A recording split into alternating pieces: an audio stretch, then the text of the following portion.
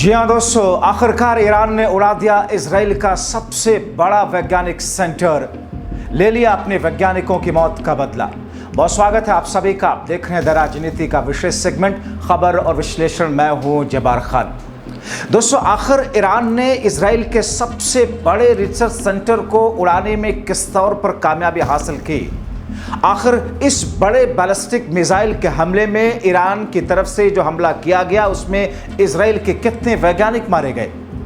क्या वहां पर जो शोध चल रहा था, दशकों से लंबी जो शोध था, क्या वो सब कुछ नेस्त नाबूद हो गया है? और क्या उन शोध को उन रिसर्च सेंटर के अंदर जिस तरीके से रिसर्च किया जा रहा था उसको दोबारा अस्तित्व में लाने में दशकों लगने वाले हैं? आखिर कितना बड़ा नुकसान हुआ है इजराइल का ईरान की इस बैलिस्टिक मिसाइल में? और क्या वाकई ईरान ने जितने अपने वैज्ञानिक खोए थे इजराइल की तरफ से हुए हमलों में मौतों के बाद में, उन सब का बदला एक झटके में ले लिया? विस्तार से आपको एक एक सवाल का जवाब देते हैं दोस्तों। अंत तक इस वीडियो को जरूर देखें, आपसे निवेदन है, क्योंकि खबर अहम है। खबर इजराइल और ईरान की इस जंग के निर्णायक मोड़ पर पहुंचने की स्थिति में है। दोस्तों, दरअसल इजराइल की ताकत उसकी टेक्नोलॉजी में छिपी है, ये कहा जाता है। वो टेक्नोलॉजी जिसे पाने के लिए उसके साइंटिस्ट सालों तक अपना ब्रेन खपाते हैं। उसके जेट हों, हथियार हों या जासूसी के उपकरण, सब इजरायली माइंड के देन है। पिछले दिनों इजराइल ने ईरान के कई टॉप परमाणु वैज्ञानिक और सैन्य अधिकारियों को मार दिया था, अपने हमले में मौत के घाट उतार दिया था, ऐसा इजराइल की तरफ से ऐलान किया गया।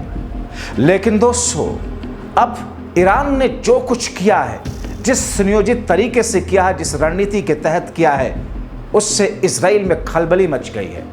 अमेरिका परेशान हो गया है, क्योंकि पलटवार में ईरान ने इजराइल के अब तक का सबसे बड़ा नुकसान पहुंचाया, जिसकी जानकारी छन छन के आ रही है।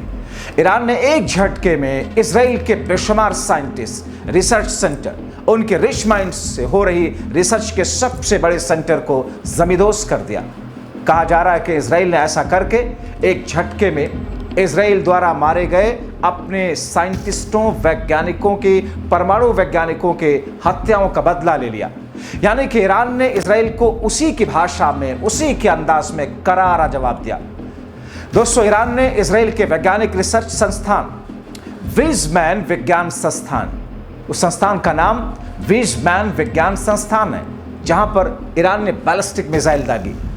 बैलिस्टिक मिसाइल दाग करके उसे जमींदोज कर दिया, ऐसा कहा जा रहा है। इजराइल की ओर से लंबे समय से ईरान के परमाणु वैज्ञानिकों और वैज्ञानिकों के ठिकानों को निशाना बनाया जाता रहा, मगर अब ईरान के हमले में इजराइल के वैज्ञानिक निशाने पर आ गए। वीज़मैन विज्ञान संस्था को, वीज़मैन विज्ञान रिसर्च सेंटर को जीवन विज्ञान और फिजिक्स समेत साइंस के विभिन्न क्षेत्रों में अपने काम के लिए सबसे ज्यादा मशहूर बताया जाता है। संस्थान पर हुए हमले में लैब ध्वस्त हो गए बुरी तरीके से, इमारत का बेशतर हिस्सा ध्वस्त हो गया है। आधिकारिक तौर पर फिलहाल कितनी मौतें हुई साइंटिस्टों की, इसका ऐलान तो नहीं किया गया, मगर कुछ रिपोर्ट्स ऐसी भी आ रही हैं जिसमें बताया जा रहा है कि ईरान ने ठीक उसी तरीके से इजराइल के रिसर्च सेंटर को तबाह किया और उनके कुछ साइंटिस्टों को मारा, जिस अंदाज में इजराइल ने ईरान के वैज्ञानिकों को मारा था। दोस्तों, वीज़मैन विज्ञान संस्थान पर ईरान के हमले में वहां के एक सीनियर प्रोफेसर और एक एचओडी, इस घटना को प्रोफेसर शुल्डनर ने ईरान की नैतिक जीत बताया। प्रोफेसर ने कहा कि वो इजराइल में विज्ञान के क्षेत्र के प्रमुख संस्थान को नुकसान पहुंचाने में कामयाब रहे। आपको बताएं कि इजराइल के वीज़मैन विज्ञान संस्थान की स्थापना 1934 में की गई थी। संस्थान का नाम बाद में बदल करके इजराइल के पहले राष्ट्रपति चैम अज़रियल वीज़मैन के नाम पर रखा गया था। उन्हीं के नाम से वीज़मैन संस्थान रिसर्च सेंटर जाना जाता है। वीज़मैन संस्थान दुनिया के सबसे प्रमुख विज्ञान संस्थानों में से एक है। हर साल यहाँ से सैकड़ों रिसर्च पेपर पब्लिश होते हैं। ये संस्थान इसलिए भी खास है क्योंकि साल 1954 में, जी हाँ, साल 1954 में इजराइल में पहला कंप्यूटर इसी संस्था से बनाया गया था। रसायन विज्ञान में नोबेल पुरस्कार और 3 ट्यूरिंग पुरस्कार वीज़मैन संस्था से जुड़े वैज्ञानिकों को मिल चुके हैं। दोस्तों, दरअसल वर्षों से इजराइल इस ताक में रहा है कि ईरानी परमाणु वैज्ञानिकों को निशाना बनाए।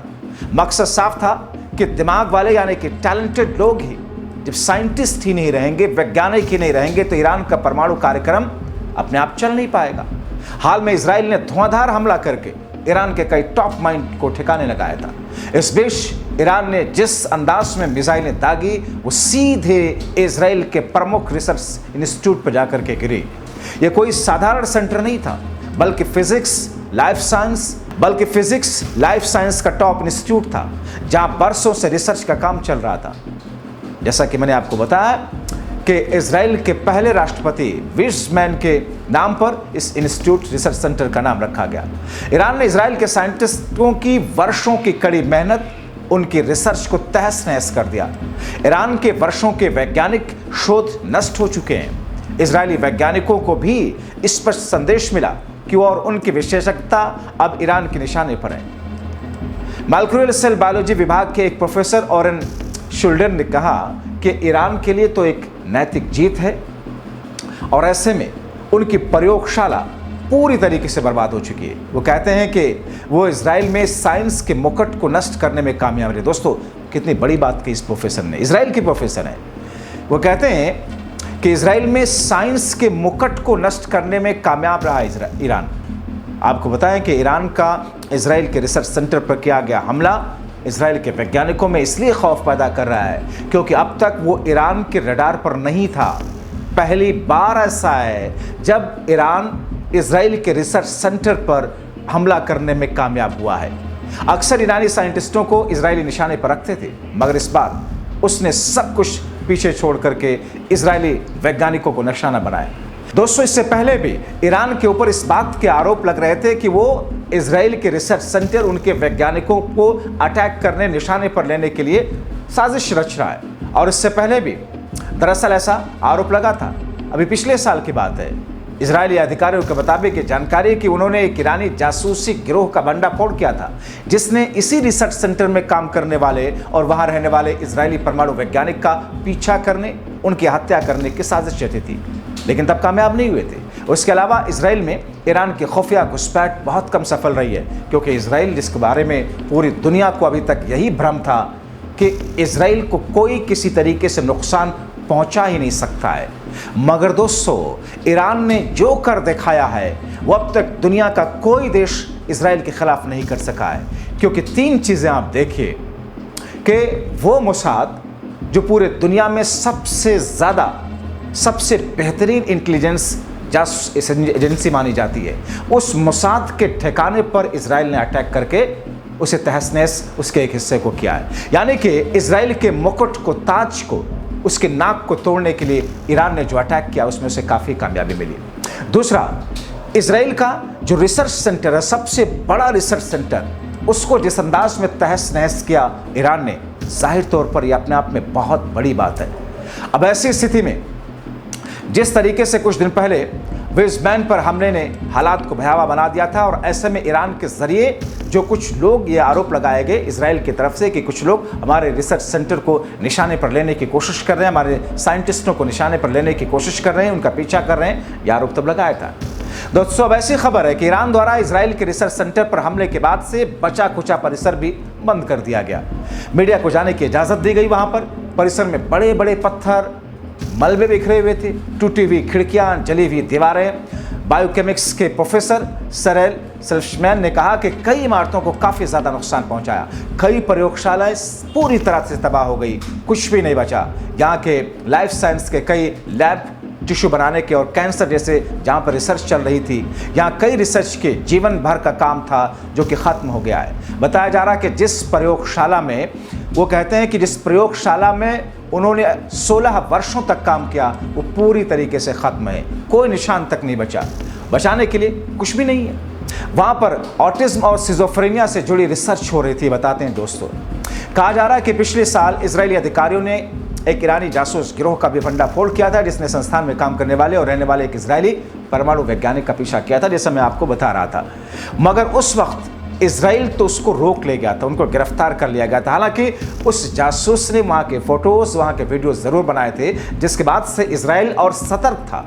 अब आप सोचिए कि इतनी सतर्कता के बावजूद अगर इजराइल के इस रिसर्च सेंटर पर ईरान अटैक करने में कामयाब हो जाता है, अपनी मिसाइलें वहाँ पर दाग देता है। और आयरन डोम जो दुनिया के सबसे ज़बरदस्त मिसाइल डिफेंस सिस्टम बताया जाता है, अगर वो उसे रोक नहीं पाती, नष्ट नहीं कर पाती ईरानी बैलिस्टिक मिसाइलों को, तो फिर समझा जा सकता है कि अमेरिका अब क्यों ये कह रहा है कि अगले हफ्ते 2 हफ्ते में वो तय करेगा कि उसे जंग में कूदना है या नहीं।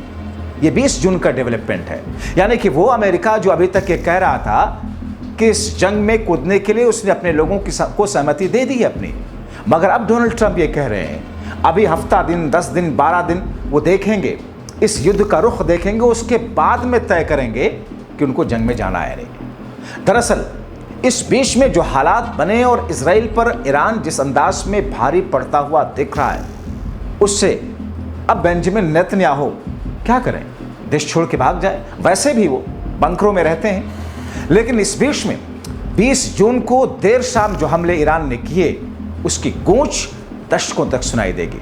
अब बताया जा रहा है कि ईरानी हमले में नष्ट हुए इजराइल के इस रिसर्च सेंटर को फिर से बनाने और विज्ञान के काम को फिर से पटरी पर लाने में कई साल लगेंगे दोस्तों, दशक लग सकते हैं। इस बीच में ईरान और इजराइल के बीच चल रही युद्ध भयानक मोड़ पर है। 20 जून को अमेरिका की तरफ से कहा गया कि अमेरिका अगले 2 सप्ताह में इस जंग में शामिल होने के लिए फैसला लेगा, मगर इस पर ईरान के टॉप लीडर आयतुल्लाह खामनेई ने कहा कि ईरान और इजराइल की जंग में अगर अमेरिका या कोई देश शामिल हुआ तो अंजाम बुरा होगा। हुसैनी ने 2 टूक साफ शब्दों में कहा कि ईरान अभी भी बातचीत के टेबल पर है, लेकिन किसी के दबाव में आकर समझौता बिल्कुल नहीं करेगा।